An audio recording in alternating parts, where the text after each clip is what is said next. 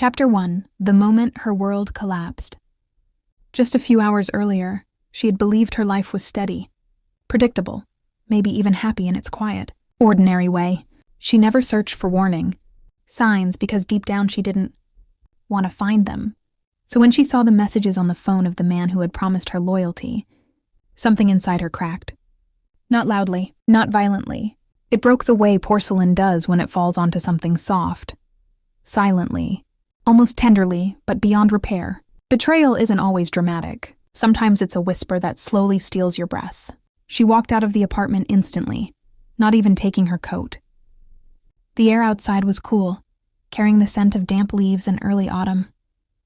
People passed her without a glance, unaware that a woman whose world had just fallen apart walked among them.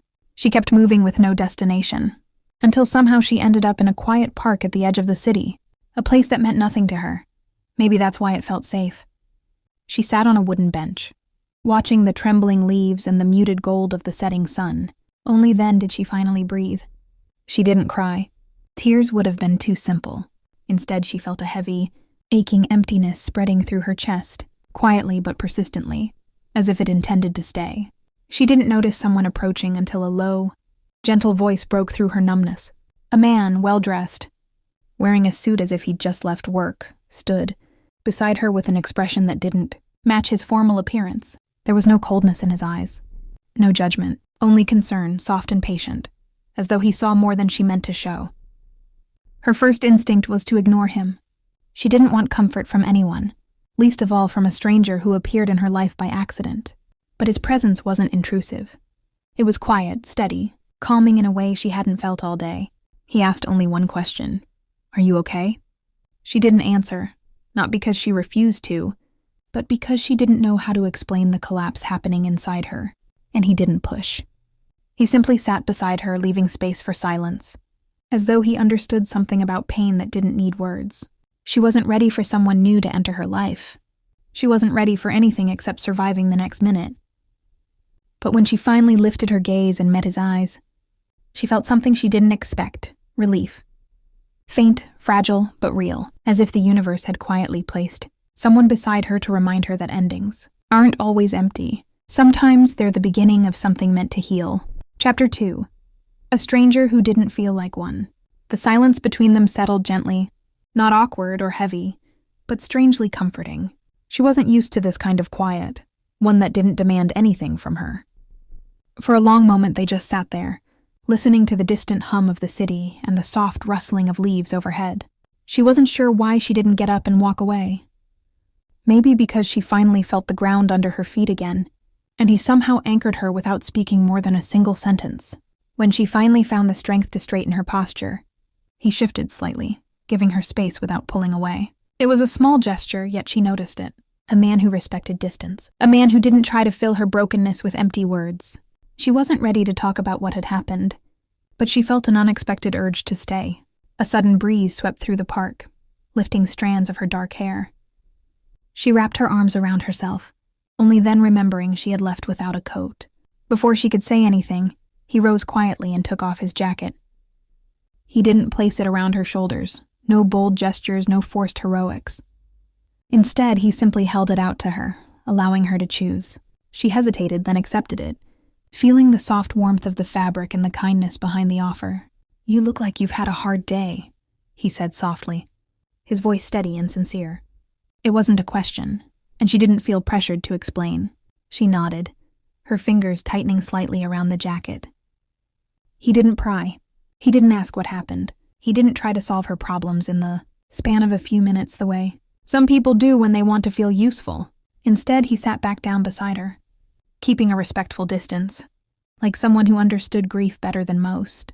The sky slowly darkened, turning shades of violet and blue. Lamps along the path flickered on, casting gentle circles of light across the park. She felt the weight of the day pressing on her again, but this time it didn't crush her. Somehow his presence softened the edges of her pain. Finally, after what felt like an eternity, she spoke. Her voice was quiet, rough, as if it hadn't been used in years. "I just needed to get away." He nodded. "Sometimes that's the only thing we can do." She glanced at him again, noticing something new. An exhaustion in his eyes. a hint of sorrow that didn't belong to her story. He wasn't just a stranger. He carried his own shadows, his own battles, and yet he was here, offering steadiness when she felt anything but steady. Maybe that was why she didn't walk away. For the first time since her world collapsed, she realized she didn't feel entirely alone. And while she wasn't ready to trust anyone, not after what she had just lost, she wondered, with a quiet spark of curiosity, who he was, and why it felt so easy to stay beside him. Chapter 3. The Weight He Carried in Silence. They walked together without planning to. She rose from the bench because the cold night settled too deeply into her bones, and he simply stood up with her, not asking where she wanted to go, not assuming anything, just matching her steps with quiet understanding. The park's lamps cast long shadows on the path, stretching ahead of them like a road to somewhere neither of them had defined yet. For the first time since meeting him, she studied his face more carefully. Strong features softened by the warm glow of the lights. Calm eyes that seemed older than he looked, as if life had demanded too much of him too early. A man who had learned patience the hard way. She wondered briefly what kind of stories hid behind that composed exterior. What kind of heartbreak had carved such quiet depth into him. "You didn't have to stay," she murmured, her gaze fixed on the gravel beneath her feet. "I know," he replied, "but you shouldn't have been alone tonight." There was no pity in his tone, only sincerity, and something else, something she couldn't name yet. She didn't expect anyone to care, especially not a stranger, in a suit who had every reason to keep walking and forget he ever saw her, but he hadn't. And with every step they took, she felt her guard lowering just enough to let a bit of air in. They reached a small bridge overlooking a still pond. The surface reflected the trembling lights like a sheet of glass. She stopped there, her hands resting on the cold railing, her breath forming a faint mist in the chilly air. He stood beside her, not too close, not too far. Just right. "My day didn't start this way," she whispered half to herself. "I thought everything was normal. And then it wasn't." He nodded slowly, as if he understood that sudden, crushing shift all too well. "Life has a way of doing that," he said, "changing on us without warning." She turned to him, noticing again that shadow lingering in his eyes. "It looks like you know something about that." He let out a quiet breath, a soft exhale that carried more truth than words could. "I've lost things too," he admitted. "People trust. Parts of myself." The honesty in his voice touched her more deeply than she expected. He wasn't trying to impress her. He wasn't trying to win her sympathy. He was simply telling the truth. Two wounded people standing on a bridge, trying to steady themselves in a world that had pulled the ground out from beneath them. For a moment, neither spoke. Silence drifted between them again. Only this time it wasn't empty. It felt shared, warm, and strangely comforting, like a blanket laid gently over bruised shoulders. She didn't know him. Not really. But she knew this. He wasn't there out of obligation. He wasn't there out of curiosity. He was there because something in him recognized something in her. Pain answering pain. And that realization, fragile and unexpected, warmed her more than his jacket ever could. Chapter 4. A Kindness. She didn't know she needed. They stayed on the bridge until the cold finally pushed them forward. Their steps were slow, almost synchronized, as if neither wanted to lose the fragile calm that had grown between them. He didn't speak, didn't press, but kept a quiet presence beside her, steady, respectful, and strangely comforting. She stopped near a shadowy row of trees where the city lights barely reached. Touching the rough bark, she felt the heartbreak hit her all over again, sharp and sudden. Her breath trembled, and he noticed instantly. He didn't reach for her or try to force comfort. He simply stepped a little closer, offering warmth without crossing her boundaries. "It's okay to hurt," he said softly. "It means you cared." Those simple words broke something open inside her. Tears slid down her cheeks, silent, unwanted, but honest. Usually she hated crying in front of anyone, yet with him she didn't feel weak. She felt seen. Then he extended a hand, not to pull her in, but to offer support if she wanted it. A choice. She hesitated, then placed her hand in his. His touch was warm, calm, grounding, exactly what she didn't know she needed.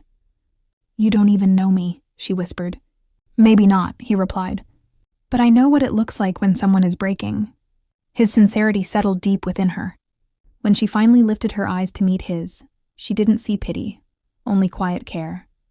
And that scared her more than her tears, because she realized she was beginning to trust him, not fully, not blindly, but enough to let him stay, enough to take the next step forward with him by her side. Chapter 5. The Night That Changed Its Shape. They walked until the path opened into a small clearing lit by a lonely street lamp.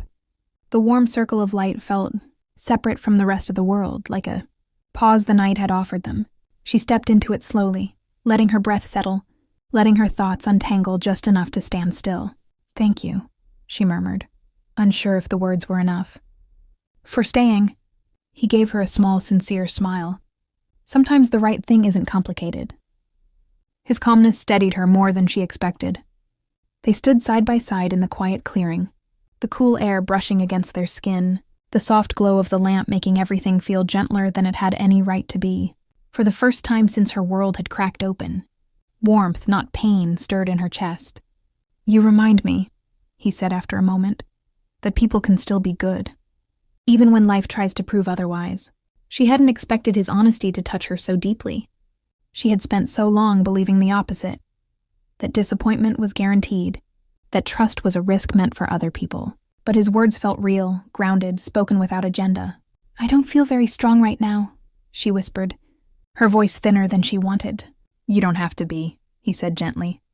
"Not tonight." Something inside her eased at that. A knot she didn't know she was holding finally loosening. She had been carrying her heartbreak, alone for so long that the simple permission to not be strong felt like a gift. He moved a little closer, slow and deliberate, until their shadows merged beneath the light. It was a small gesture, but it wrapped her in a steadiness she desperately needed. A breeze lifted her hair across her face. Without hesitation, he reached out and tucked a stray strand behind her ear. His touch was brief, respectful, and yet it sent a soft tremor through her, like the flutter of a long-forgotten feeling awakening. Her eyes lifted to meet his.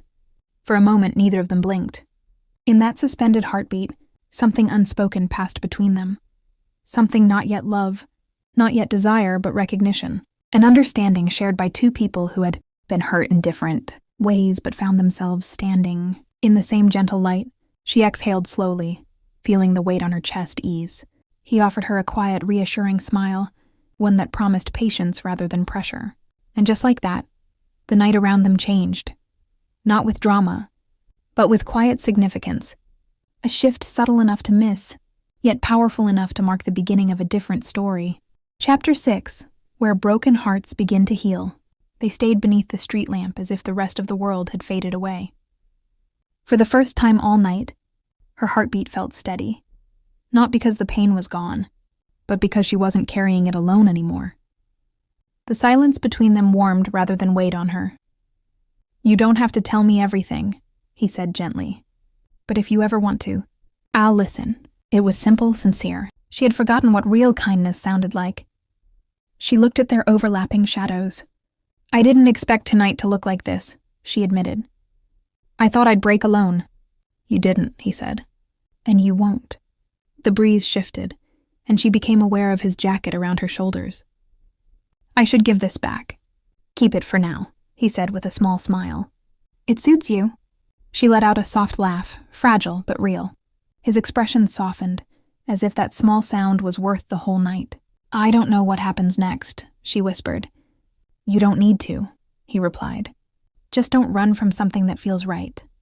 He held out his hand again, calm, patient, offering rather than asking. After a moment, she slipped her hand into his. Warmth spread through her chest, gentle and steady. Not a rush, not a spark, just the comforting sense that she wasn't stepping toward another heartbreak. They walked back toward the city lights, side by side. The night no longer felt so dark. At the edge of the park, she stopped and looked up at him. "Maybe we could talk again tomorrow?" His smile was quiet but certain. "I'd like that." And the story she thought had ended hours earlier began again. Not loudly, but softly, with a warm hand in hers, and the first small promise of healing.